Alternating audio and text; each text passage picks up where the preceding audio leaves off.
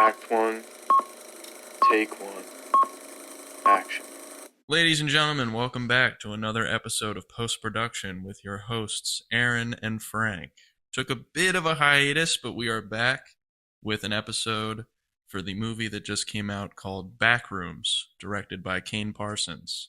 I was very excited for this. Huge fan of the franchise. Think the miniseries is so cool, and I think Kane Parsons did a great job of adapting his interpretation of that picture that went viral years ago. So it starts out with a rather creepy opening with a doctor that works for Async.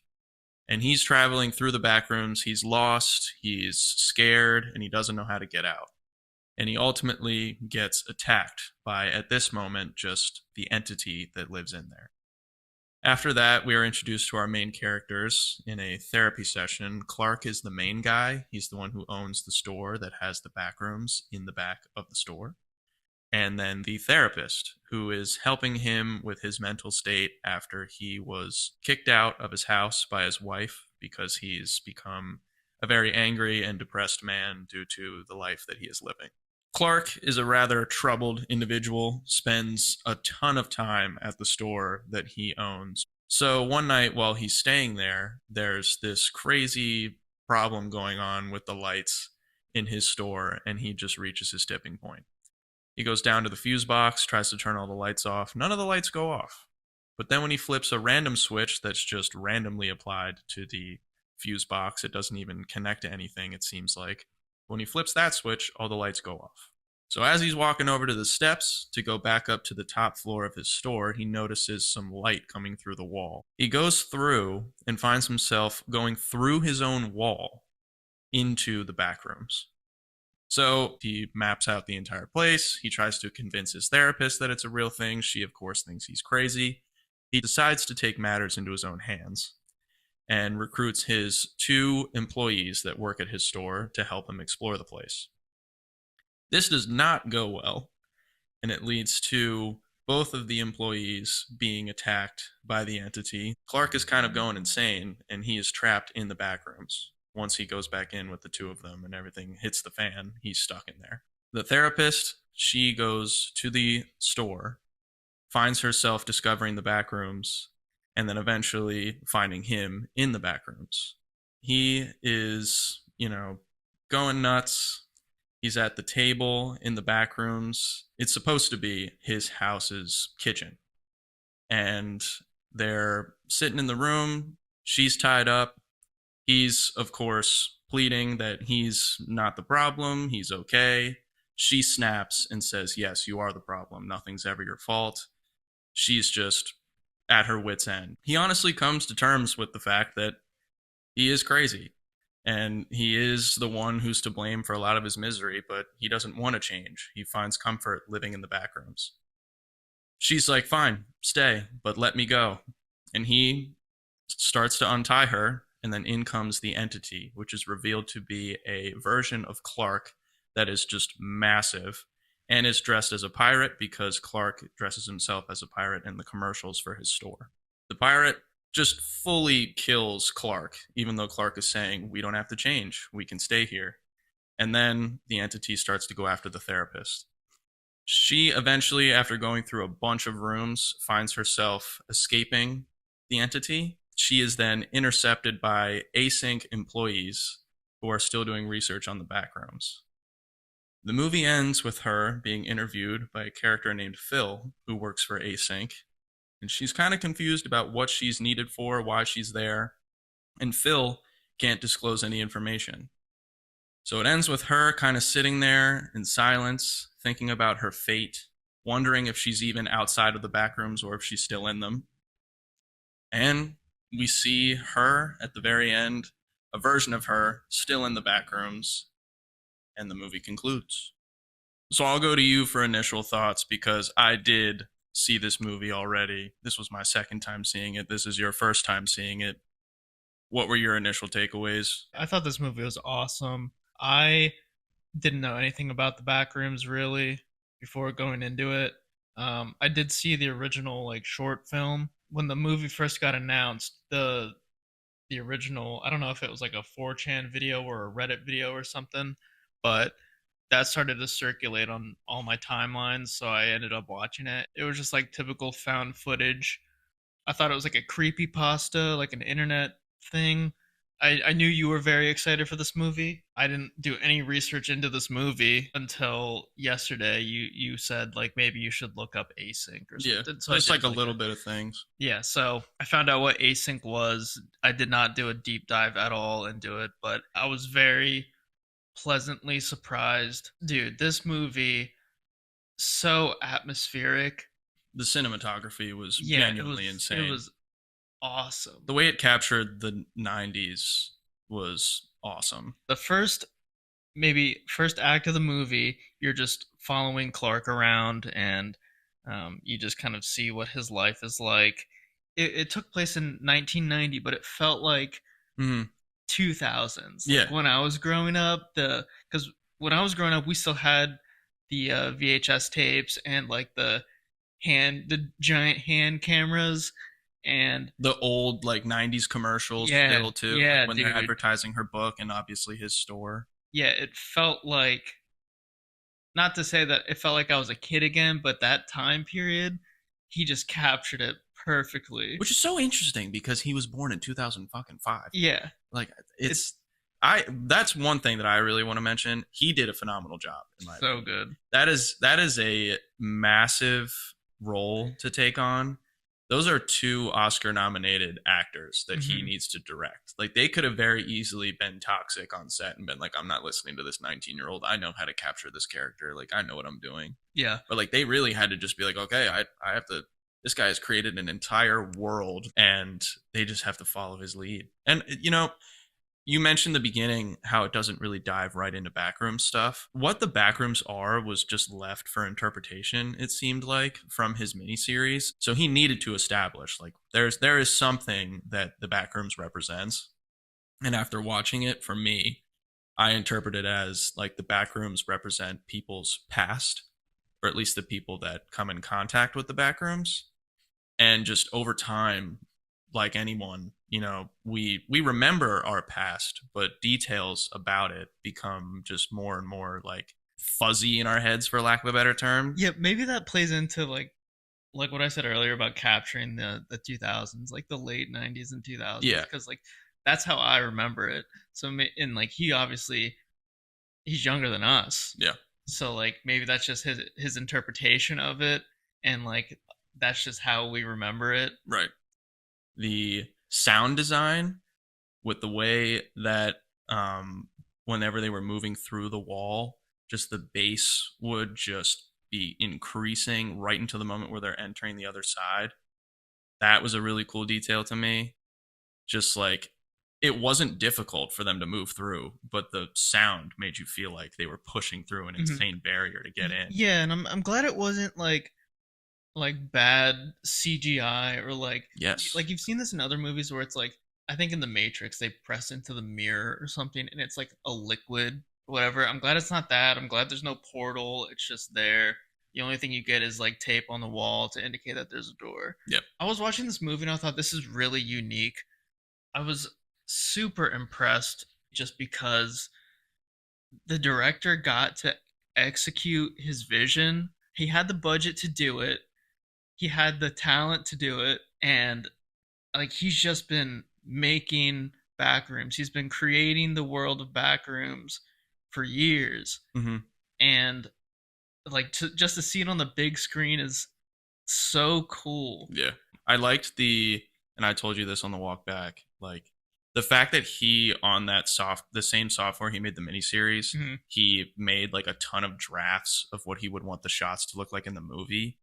That to me is so awesome. Like Yeah. he sent them just an insane amount of files, just like, okay, this, and this. They also, I read, just like the set itself was just massive. Massive. Yeah, I was wondering how they did that, because I would have to look up still if it's like all connected. Maybe like some of it is just one part for like just the set design. It would be insane if they had like just a massive fucking like airplane hangar of this yeah, shit. and they Like a really were warehouse. just moving through everything, and they could actually have gotten lost. Like, that would have been so crazy. Yeah, because I was trying to think how I would do it. Because I feel like if you just had a bunch of walls and like a ceiling you could lower onto the walls, but maybe the walls moved around or something, you could have an infinite amount of possibilities Yeah. for the set. But like from what I got, the set was actually massive because Mhm. like it was all very similar. There were some unique rooms, like I mentioned this to you on the walk back, but like the pool area with like water flowing in pipes, I thought that that could have been CGI, all the handheld stuff, which is fine. I don't have a problem with that, but like the rooms are just massive, and you don't really have to have like a precise actually mapped out set with this because it's just random rooms. They even Mhm. say it in the movie. He's like, it doesn't make any sense. It's like these construction workers were on acid and made it. Yeah. And like there's a set of stairs going down, it's flat, and then they go up again, Mhm. which could have just been a flat hallway. So like I feel like you could have just taken a bunch of random stairs, walls, floors, ceilings, arranged them, shot your scene, rearranged them, shot another scene. So like the idea of the backrooms just lends itself to creativity. Yeah. Like they revisit a few rooms throughout the movie, but every single room is different in a Mhm. way, and it doesn't make sense. Yeah. And then you could just connect it to something else that doesn't make sense. One thing that I didn't really mention is that within the backrooms, there's like what's called still lifes of the characters or the people that have interacted with the backrooms.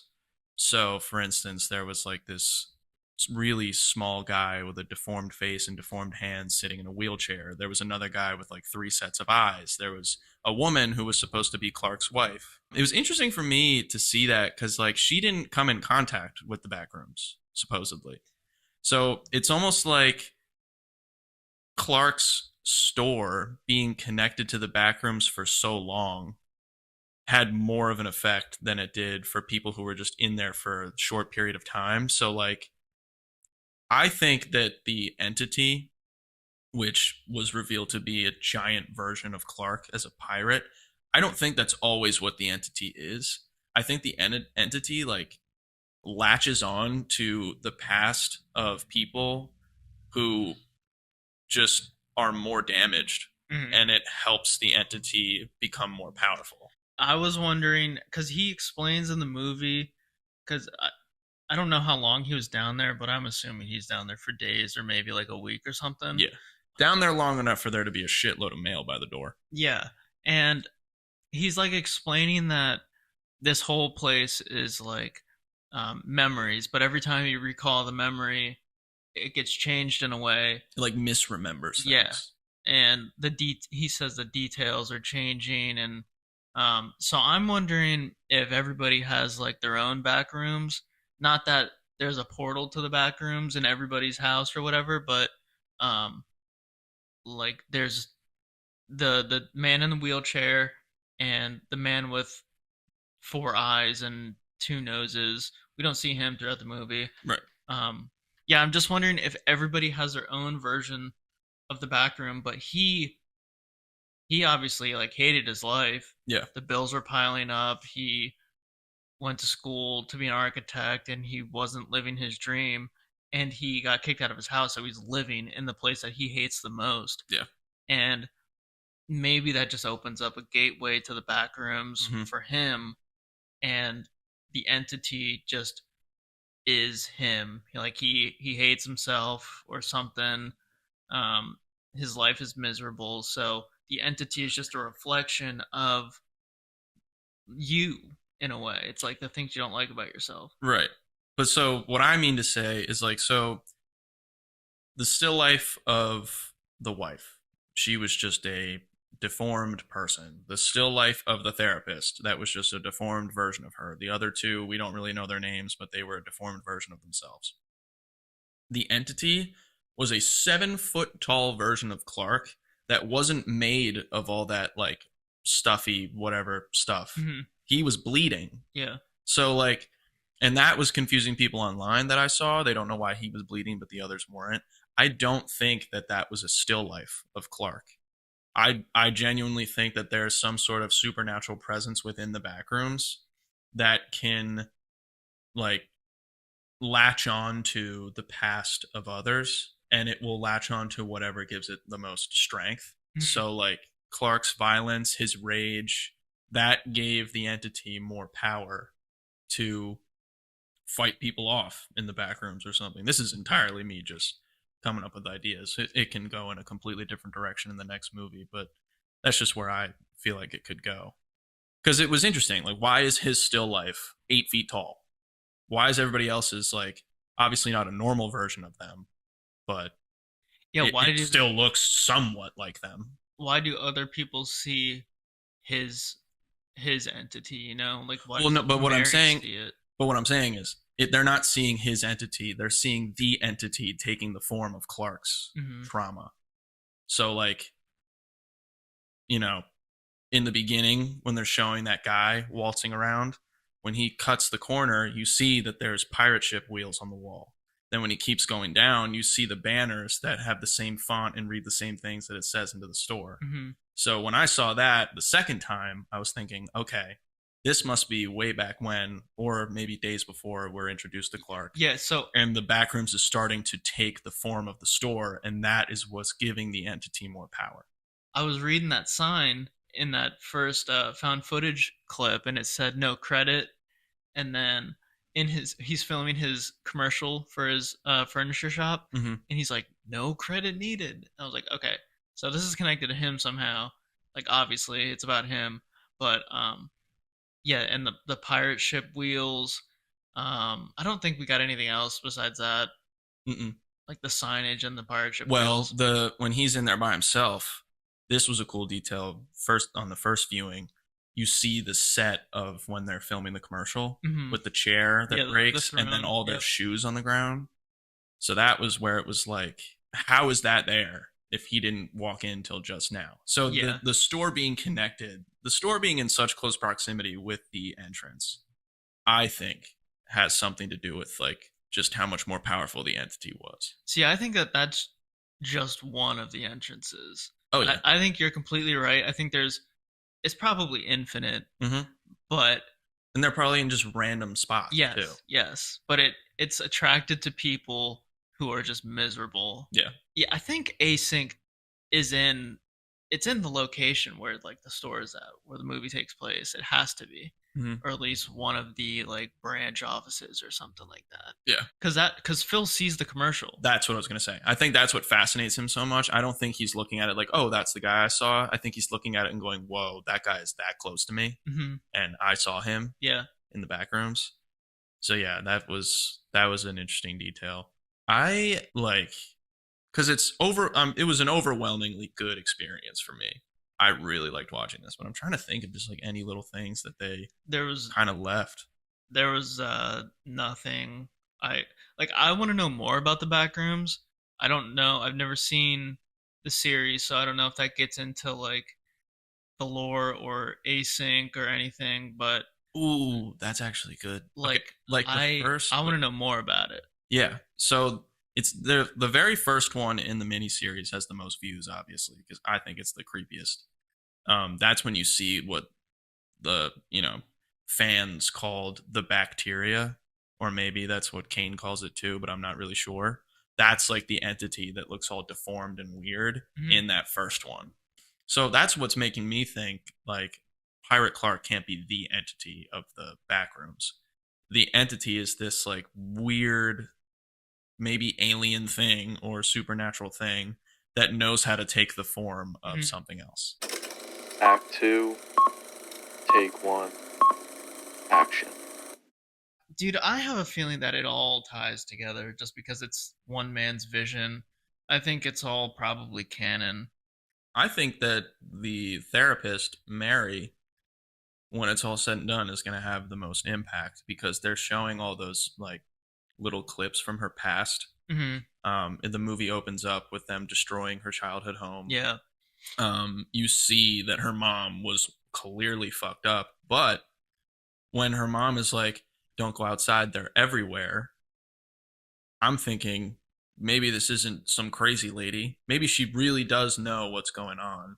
She's like somehow connected to the backrooms in some way. She's hiding because she's now experienced it. From the outside looking in, from any ordinary person, they're like, "Oh, this woman's insane. She needs to be in a home or something." And at the end, she's in a home looking completely almost lobotomized. Yeah.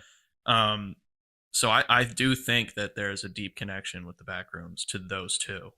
Maybe the mom discovered the backrooms and bit off more than she could chew, and that's what led to her psychotic episode of wanting to stay inside all the time. Yeah, or she worked for Async or something. Right.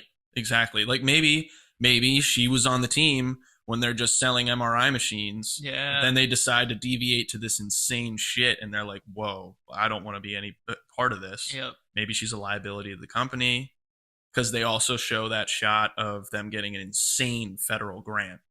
Mhm. And they're like, "Yeah, here's a shitload of money. Do whatever you want to do." Yep. So the government, judging by that headline, they probably know about this. Where was that? Was that just like, because they had a brief montage of like stuff related to Mary. Well, so what I'm talking about is a little bit easy to miss. It's when Phil's making popcorn. Okay, yeah. As it I do remember pans- seeing that newspaper. Was it Yeah. like framed or something? It's framed, and it's like it goes over it in such a way Yeah. that like you lose focus on it. Yeah, Like 'cause the there's, camera like- loses focus There's on like it. a lens flare Yeah. and stuff in the scene. You're Yeah. not really supposed to be able to read all of it. I think that's why they did that, Yeah. at least. So the government definitely knows about this if they're giving money to this research company that used to just sell MRI machines and now they're doing this. She could be like some kind of whistleblower. That could just be a way for them to foreshadow the next movie Yeah. and be like, okay, Mary is the key. She's the one who probably has more of a connection to this than anybody else. She also, mentally speaking, that woman seemed to be pretty solid. I would have been freaking the fuck out if I was experiencing the stuff that she was experiencing. She had somebody else's hair on her head and she was tied Yeah. to a chair, and she's like still kind of has the upper hand. So there's something about her, I think, that they're going to explore. Yeah. Do you want them to do a sequel? Well, I mean, it's kind of hard for them not to. They made $80 million the first weekend, and they spent like 25% of that. Right? Like 15 million was their budget. They'll probably I said that greenlight it, but do you want to see a sequel? Yeah, I think that with the way it progressed and the way it ended, this should be like a trilogy. Mm-hmm. Maybe they won't do it well, Or but like- I think it should be one. Like an anthology series, like Cloverfield. They're all connected in some way, but they're not direct sequels. It would just only be hard to do that as movies. If they wanted to do it that way, I would have preferred them to do like a mini series. Mm-hmm. But since it's gonna be movies, I do think that they need to get like a trilogy out of it, and they'll make enough money. Mm-hmm. I think this is a huge idea. Yeah, okay, so I'm glad you said that because I was thinking after the movie, this is going to open up the door to more original ideas. I think so too. And like, I haven't seen Obsession, but it's the same thing. Yeah, The dude just makes skits on YouTube and had a massively successful movie. And this is happening for horror movies like 2025 and 2026. But this is going to open the door for like fresh, new, hungry creators to just come in. And it's going to be all genres too. Hollywood is definitely going to respect early 20s people trying to direct Yes. major motion pictures. 100%. Maybe not like as young as him, because Backrooms is a huge thing. And one of the reasons why so many people didn't like it, there was so much time for people to develop so many fan fictions Yes. that they lost the plot and didn't realize this is still going to be a movie about his interpretation. of this. Yes. You can't get it lost in a rabbit hole on YouTube listening to a bunch of different people discuss this topic and then think that those things are going to be in the movie. Yes. It's going to be his interpretation. And that's why I kept calling it a creepypasta, because to me, it's similar to like the Slender Man. You have the original idea, which is like a very cool idea, but it's always a one-shot thing. Yep. And then people are fascinated by it and create fan fiction, and then people pick and choose what they like. But I'm excited just to see what happens. I personally wouldn't have a problem with the second movie being about Mary's mom. If Yeah. if Mary's mom went nuts because of the fact that she was either associated with Async or found the Backrooms. Mm-hmm. I think that would be a good thing because that could reveal the dark side of the research, who's really involved, who's really behind the scenes trying to get a bunch of information about this place. Because in the opening scene, when the footage cuts out and the TV shuts off, you see a reflection of more than just one scientist in there. Mm-hmm. Yeah, it's like a board. Like it's almost like the creepy ass people in Stranger Things, just operating in a lab that nobody knows about. They don't want anyone to know about it. Yeah, and Phil touches on that too. Like when they're interrogating Mary at the very end of the movie, she's like, "What's gonna happen to me?" He's like, "That's not up to me." Yeah. And he's like looking into this like window. Like there's a room and there's like windows, obviously like double-sided glass or a double-sided mirror. Mm-hmm. And because she's asking the right question, she's smart. She's not just like giving up the information. She knows she's in trouble. She's seen too much. Like they showed a picture of Clark and the entity is right there, but they redacted it. I think they did that so that she wouldn't have a trauma response. Even so, they're covering it up because she's asking questions and he's tiptoeing around the answers. Do you think she was out? I was just about to ask that. Like, you bringing up the interrogation made me think that. I don't think she's out. I think she's still in there. Yeah. 100%. Because when she says she asks him if he's been there, he doesn't answer immediately. He looks to the left and looks at the glass. I think he's looking at people beyond that window that she can't see. And I think he's like, whoa, she doesn't think she's still in here. I don't think she left. I think she's still in there. And I think that she's going to be the next like Async employee that needs to go further in. Yeah, because there's no, I mean, I don't know. I guess it contradicts with what I said earlier about everybody having their own back rooms or whatever, but we only see one entrance to the back rooms. And the scientists are not in the original clip from the very beginning. There is no indication that Async is going through Captain Clark's Ottoman Empire. Yeah. An entrance just happened to be there. Yep. So you're right, I think. Everyone does have their own back rooms because Clark says when he's at this point seemingly gone nuts, Mary says, "Where are we?" And he goes, "It's every place that ever was." Mm-hmm. So I do think that, like, in some way, you don't necessarily need to be somebody who's walked in there. Oh, yeah, and we see the assistant manager's neighborhood. Like, she lives in those colorful houses. Yep. We see that. Yep. And I think we see Mary's neighborhood, too. Mm-hmm. Like, when Clark is killed, we definitely see it at the end. In, like, a street with a bunch of houses. I think that's her neighborhood. Mm-hmm. And then at the end, they show in the room with all the lights on the ceiling, the demolished house and the sign for the new apartments. Mm-hmm. But I do think that the Backrooms is a massive representation of the past and just how the past evolves, because you don't necessarily forget your past, but over time you forget details. Like, there are things that are not it just washes away. Right. And there's events going back to the entity and like strength and shit. There's events that don't really hold as much meaning, that could be meaningless to the entity. It seems like it needs to thrive off of the negativity and bad shit in order for it to be powerful.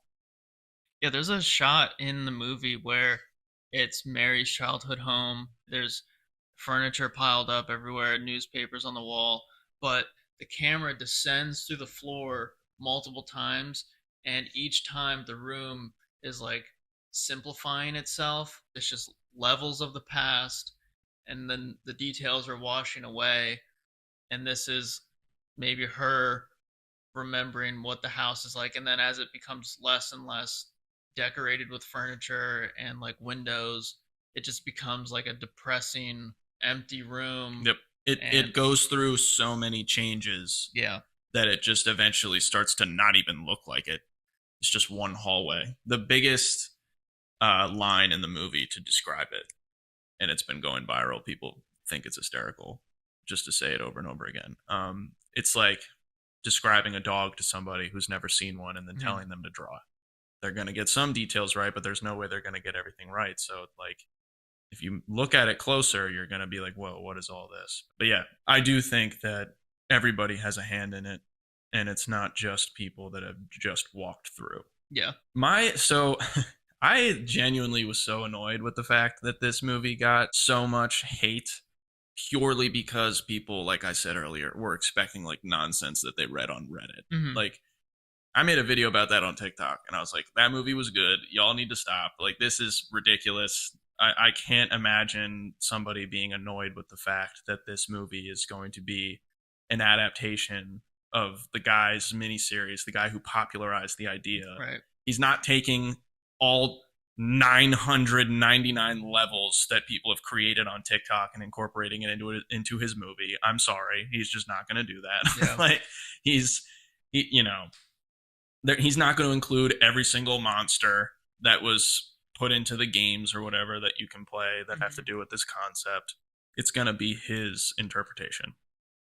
And personally, I really liked his interpretation. This is a psychological horror where people's traumatic experiences, people's pasts, like, come into play. And I like that more than the supernatural and aliens and demons and shit. Yeah, dude.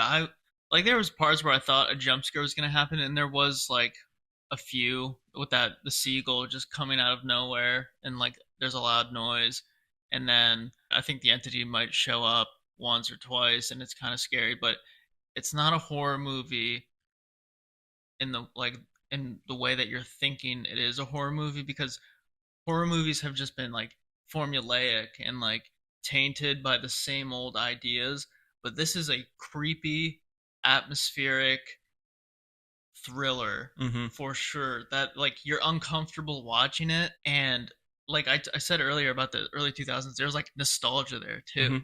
For sure. It's not like a traditional or like contemporary horror film, right? Which is why I like this movie so much. Yeah. Act 3, take 1, action. I don't have any problems with this movie, but there are still some classic horror tropes that I wish weren't there. Like when he first finds the Backrooms, it's like middle of the night and he just keeps going. I'm like, dude, you're gonna get lost or something's gonna happen. But the whole time I'm like I'd be like, either F that, I'm not doing this, or like I'll get to it in the morning. There's an absurd amount of stumbling from everybody. Like when she's jumping from sofa to sofa and she somehow misses a sofa. She lands in the little spot, dude, that doesn't have a cushion. Like, are we serious? I wouldn't even step on the cushions. I'm stepping on the arms of the chairs. I'm rolling. I'm rolling like James Bond over those cushions and just getting through. The guy in the beginning, you could drive a car through the opening that he's going through, and he's like moving so slowly and going over shit. Yeah, and then the entire place is illuminated. There's like lights that they brought in from the lab. Yep. The room is already lit, but like there's technology and stuff in the lab. It's obviously like their headquarters that they're operating out of. And he decides to go down the one dark hallway in the entire place. And I'm like, dude, like, you know that this place could be dangerous. What are you doing? One funny thing, when he first goes in there, and this also was like, so many people are making memes out of this, it was easy for me to put two and two together that he took the stool with him so that he could prove to himself in the morning that it was real. But it was just so funny how he like escapes, and then you're still just looking in the back rooms, and then he comes back and he just takes a stool and leaves. That shit was so fucking funny. Yeah. So I think you're right. Like, he needed to prove to himself that this place is real. But part of me was also thinking like he wants to like fill up his inventory. Right. For the store and like try to sell stuff. You know, it's like, wait, this might actually look pretty good. Let me bring this back. I could sell this. Yeah, this is good. This for $14.99. Absolutely, throw a sticker on it. Yeah, I don't know. It's like they put rip off or something on the window. Somebody painted that on the window, so he's obviously like upcharging or whatever, selling shitty, shitty furniture. Clearly has so many bills that are overdue. So he's probably trying to overcharge people for like the shittiest bed they've ever slept on. Oh my gosh. You know what I also noticed? He had a stop sign with the pole in the basement, but then they go back in and the it's stop still sign's still there. Yeah. So it's either like it was put back or I don't know. I don't know. I mean, there was another stop sign or something in Yeah. there. Because there was like hundreds of the same chair in there, multiple of the same couches that she broke her leg on or whatever. Right. So I will get absolute hits started. I thought the cinematography was unreal. yeah. Color scheme, uh, the composition of every single shot. Yep. Um, Performances. dude, he Holy was crap. insanely good. I have Yeah. never seen Chiwetel Ejiofor act in a movie where he has to be like the creepy guy. He's always the guy that's like serious and, you know, the protagonist that you want to root for. I have never seen him act like this before. And he was terrifying when they're in that kitchen scene Mm-hmm. and he really starts to come to terms with who he is and he's just like shaking and the single tear going down his eye. It's way too early to call, obviously, but like come February 2027, if I see that that man is nominated for an Oscar for this movie, I will not be mad. Yeah. Don't think it'll happen. There's a ton of movies left to come out this year, but I would not be mad. That guy, I think, put on a great performance. Yeah. I was completely bought in with his performance when he's at a therapist for the first time and they're reenacting the argument he had with his wife. And he just takes it up. He's like, I don't know, he called her fat or something. You just get up off your fat ass and help Yeah. me. And like the way he raises his voice, I was like completely bought in. I was like, yo, this guy can act. Yeah, and it was great how he understands that he's role playing when they start the exercise, Mhm. but his emotions get to such a level that he's really like in the moment Yeah. of actually arguing with his wife. Uh-huh. So that was really insane. When he's in the therapist's office showing the map and he's just hysterical pacing, like that was really good. Um the subtle shit too, like him controlling or rather not controlling his breathing when he's walking through, like first going through the wall, he's just so perplexed by what he's experiencing. Yeah, That was dude, really good. there's the first time he goes into the back rooms and he crawls through, he opens the secret latch or whatever, there's the bag, he crawls through and he knows something's on the other side and he just sees the shadow move and like just the little reaction he had, he like jumps back a little bit, Right. like just to like pretend to act like you're seeing something Right. like that. The complete shift, because at first he's like, is anyone there? Yeah. It could be a person. Then he sees a silhouette that looks like a damn fucking skyscraper just walked in and he backs up like, what the Yeah. hell is that? And then it chucks the fucking cardboard cutout out of the way. Yeah, dude, he was one little. Well, actually, let me just keep going with the hits and then we'll get there. So the cinematography, great. Composition with every shot, great. Acting performances, really good. One absolute hit, many would disagree because I mean he didn't look that scary. Having the entity be practical and bringing in the guy from Alien Romulus that we were talking about who played the alien, that was great. That dude, I don't know if who knows how he feels about being typecasted like that. I mean, I don't see him acting in anything else other than this. But as a creature actor, dude, sign that guy up for anything that you want to do. Yeah. He just like his movement, how big he is. He clearly commits to the roles too, because in Romulus, he just looks terrifying when they do up close shit of his face. Maybe that was CGI, but I don't know. But yeah, like the fact that they had that be practical and the still lifes as well, that was really cool. Yeah. I really thought they hit that. And one more thing, since I mentioned this on the walk back, the transition from like VHS to like the standard shot, I thought it was so cool. Like the laundry scene, so fucking scary seeing Bobby get pulled through the door in VHS. It was really fucking scary, obviously, in the beginning, just how eerie it was with the first guy and the bird flying in, and then you see the silhouette of Captain Clark coming through the door, or at least we're assuming that was him. But yeah, definitely an absolute hit there. And then the music I thought was really good. It was very simple, but just it's supposed to be because it's a horror film about liminal spaces. So the way that the music sounded like it would be played in a liminal space itself, Mhm. that was also a really good hit. Yeah. Um, hit for me, set design. I thought was so awesome. Yep. Like super simple. I could have gone into like any like vacant building or something, and like you'd be in the back rooms, and I think that's the whole point. Um, but like even the VHS, I did mention this to you earlier. I think all the VHS stuff is CGI, which is fine.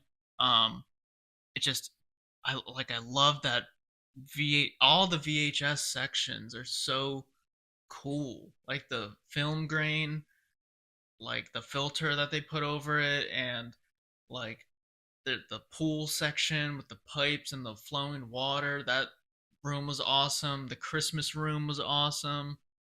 The buzzing lights, Yes. always being in every Yes. scene was great too. Like they never took their foot off the gas with that. It's like every single scene had that.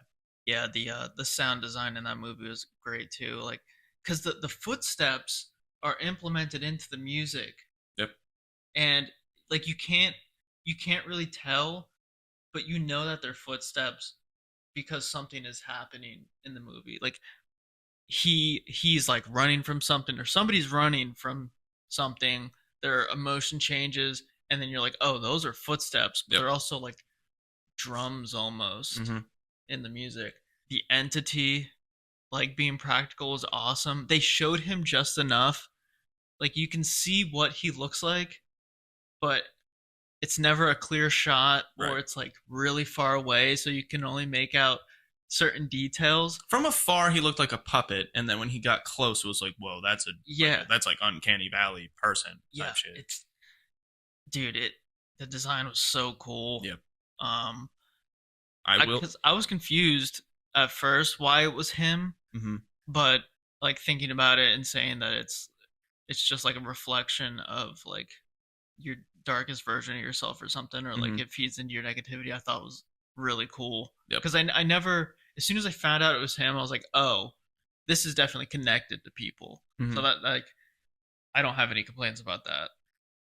One miss, and this is not that big of a miss, because I was fine with the duration of the movie. I don't think they rushed anything, in my opinion. But it would have been cool to have Bobby and his girlfriend be alive for much longer. Yep. Them explore the backrooms. Maybe they have a psychological thing that like they're battling.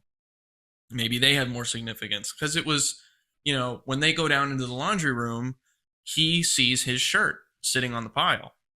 So him being in there, That was his shirt. yeah. Remember when they're filming the commercial and it says "End Apartheid"? Oh no, I didn't see his shirt when they were filming Yeah, that. he picks it up and goes, "What the fuck? That's his shirt." Okay. So that laundry room was almost a representation of their place Mm-hmm. because their place was such a fucking mess.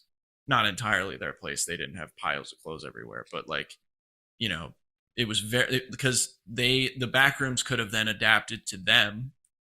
And, also who's to say after the entity picked up the camera how that progressed? Like, was it Clark that killed the girl? Was it the entity that killed the girl and Clark was just fine with it? Like, I don't know. I think that could have added to the story a little Yeah. bit more. That's where I thought they were going with the movie. I thought he recruited them so that they could explore the back rooms. We would explore it along with them, but like the first time they're in there, they're just dead. Yeah. Which, I'm not complaining about it, but I thought that they would have shown us more of the back rooms and Yeah. like explored it a little bit more. But I'm happy with the duration and like everything they did with the movie. Right. I also think just to help set up a sequel a little bit more, maybe they really did want there to be a lot of cliffhangers. Phil probably should have gotten some more screen time. Yeah, because they introduce him. Yeah. He sees Clark on the security cam, and then you see him in his home. He sees a commercial, and then you see him at the end again. He almost gives off a vibe that he was in the same position as them before, and now he's been recruited by Async. Because like when he goes into the room and he's talking to her, he does kind of have a little bit of a sense of empathy for her. he's almost experiencing or exhibiting the same level of frustration with the concept of the place. So and he also says it's not up to me what happens to you. Hmm. I think that he is more of an ally to the average person than anyone else at Async. It would have been cool to have like a scene of him in the lab defending them, advocating for them. And then you see and maybe that'll come in the second movie. And then you see the true scientists behind it that like are just inhumane and don't give a shit. That Yeah. would have been kind of cool to have. I don't get that he's a recruit, but I get that he doesn't have all the answers. He wants to know, and I get that he doesn't even know what he's allowed to say. Right. And he's still trying to live a normal life. He's just watching a movie with his Yeah. family. Like I do think he wants to know more, and I think he really wants to like explain what is happening, Yeah. or what they know, because that's why he keeps looking in the window. He's Right. like, "Can I say this?" Yeah. Or I think that he's under control. yeah, Like they're controlling him. He doesn't I don't think he's really part of Async the way the higher ups are. I think just like the other 3 or 4, counting the therapist, she shows up late. I think that he wandered in there and wanted to figure it out, wanted to discover it, figured out more than he needed to, and found himself stuck working for this company now.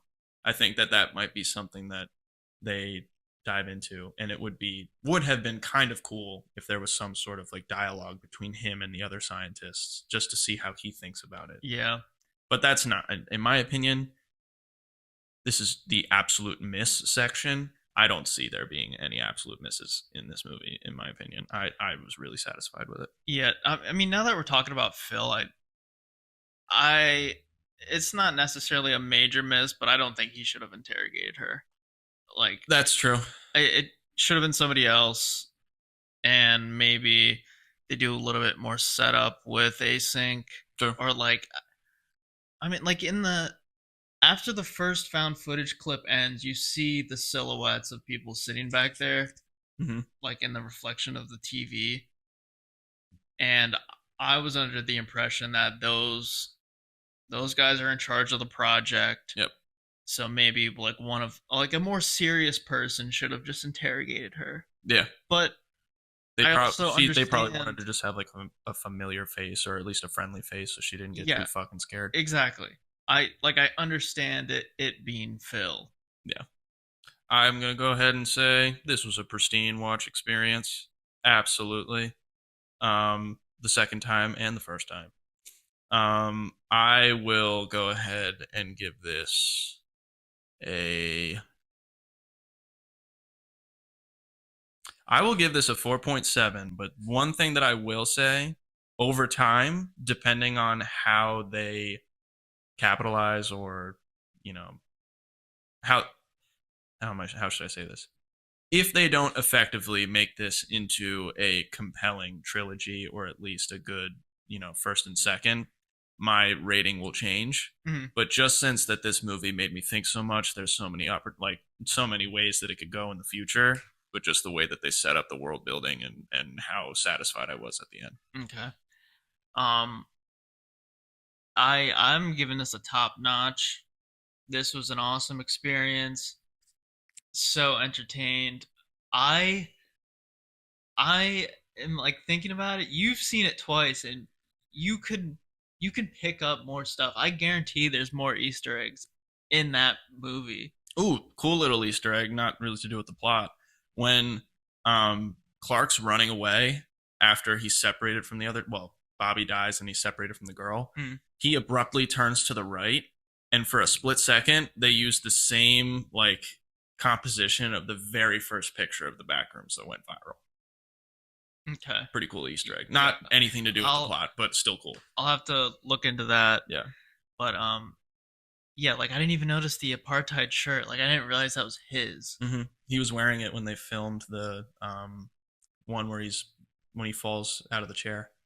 Yeah, so I would like to see that again. I would see that again. I'll give it a 4 out of 5. I just don't want to go into decimals, but like you said, I think there's so many opportunities, so many different directions for this to go in. I would love to see more about async. That's how these movies always go. There's always like a shady group that you Shady would learn government more agency about. for sure. And like I always feel like those are the most interesting parts of the, especially the aesthetics around them too, dude. Like the, I don't know, you're seeing the MRI scans of the creature and stuff, and like the logos. I don't know. And I there's an infinite number of levels. Yes, So it's like you said, we could have a completely different person be the protagonist in yeah, the it next could movie. be on the other side of the country or like on the other side of the planet. Yeah. There's just like a backrooms there, and it's all connected. This Very would be really interested. cool. Very interested in how they're going to plan this out. So yeah, top notch, 4 out of 5. Pristine 4.6. All right, ladies and gentlemen, thank you for watching. Go watch Backrooms. Goodbye. We'll see you next time. And